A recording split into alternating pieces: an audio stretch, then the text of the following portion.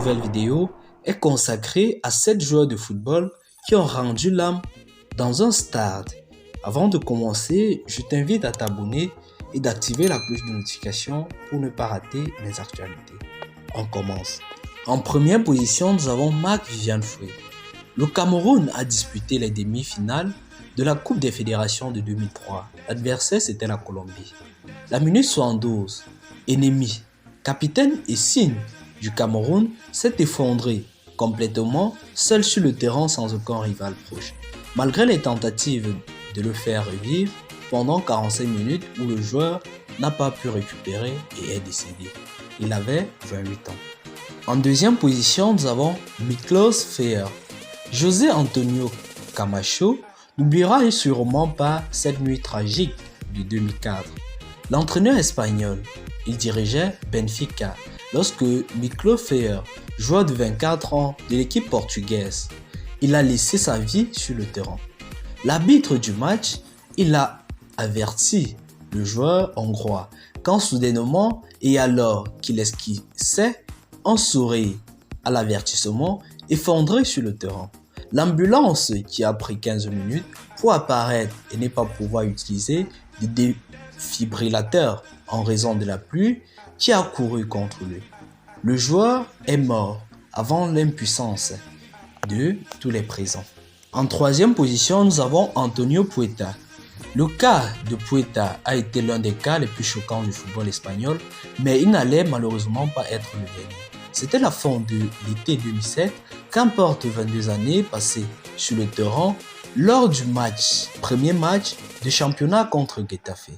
Bien qu'il ait été relancé et qu'il ait quitté le terrain de son propre chef, a subi une série d'attaques dans les vestiaires qui ont mis fin à sa vie quelques jours plus tard dans un hôpital. J'étais sur le point d'avoir un enfant. L'affaire a touché tous les fans de football en général. En quatrième position, nous avons Danny Jacques.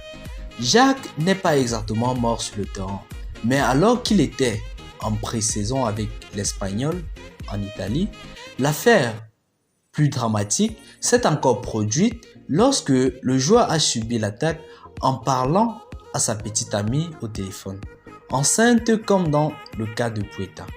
Ils l'ont trouvé affalé dans la pièce après que sa petite amie a sonné l'alarme et est décédée dans un hôpital en Italie.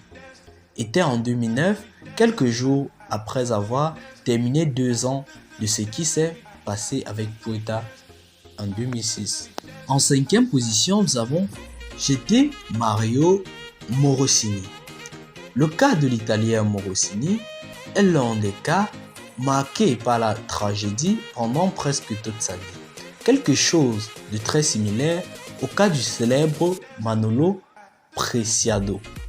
Joueur 25 ans, il avait perdu ses parents très jeunes à l'adolescence entre 2001 et 2003.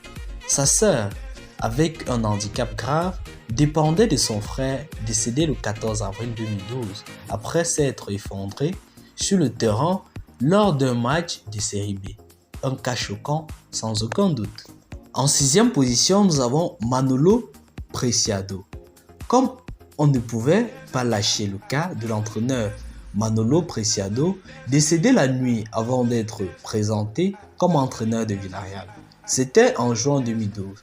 Le technicien avait déjà perdu sa femme d'un cancer, l'un de ses fils dans un accident de moto et son père dans un événement tragique avec sa voiture. Peut-être trop de malheurs qui ont mis fin à son cœur. En septième et dernière position, nous avons Chucho Benítez. L'Équatorien de 27 ans était l'une des stars de son pays au moment de sa mort. À l'été 2013, après avoir remporté la Clausura mexicaine, il a signé pour une équipe des Émirats arabes unis, où il est décédé dans des étranges circonstances dans un hôpital là-bas. Ainsi prend fin cette vidéo sur cette tragédie de football. Si vous avez aimé la vidéo, je vous invite à vous abonner, d'activer la cloche de notification pour ne pas rater les prochaines vidéos. À très bientôt.